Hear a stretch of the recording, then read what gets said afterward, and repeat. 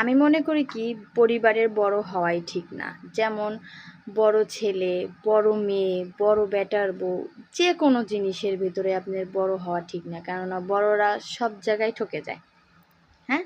আর ছোটরা কলম যাই হোক, ছোটরা যেরকমই হোক কিন্তু বড়দের সবসময় সব কিছু ধৈর্য ধরতে হয়। তাদের সব কিছুতেই সহ্য করতে হবে, আবার তাদেরই বেশি বেশি করে করতে হয়। কি? তাই না বলেন?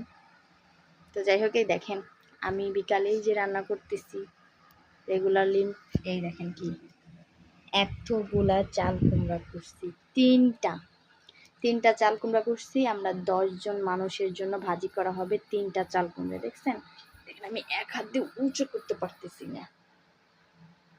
10 জন মানুষের খাবার, ভাজিও 10 জন মানুষের জন্য 3টা চাল কুমড়া। আমি মনে করি কি পরিবারের বড় হওয়াই ঠিক না। যেমন বড় ছেলে, বড় মেয়ে, বড় বেটার বউ, যে কোনো জিনিসের ভিতরে আপনার বড় হওয়া ঠিক না। কেননা বড়রা সব জায়গায় ঠকে যায়।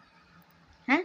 আর ছোটরা কলম যাই হোক, ছোটরা যেরকমই হোক কিন্তু বড়দের সবসময় সব কিছু ধৈর্য ধরতে হয়। তাদের সব কিছুতেই সহ্য করতে হবে, আবার তাদেরই বেশি বেশি করে করতে হয়। কি? তাই না বলেন?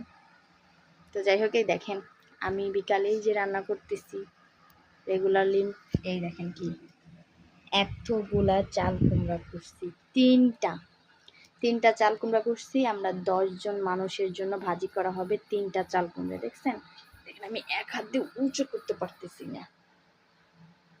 10 জন মানুষের খাবার, ভাজিও 10 জন মানুষের জন্য 3টা চাল কুমড়া।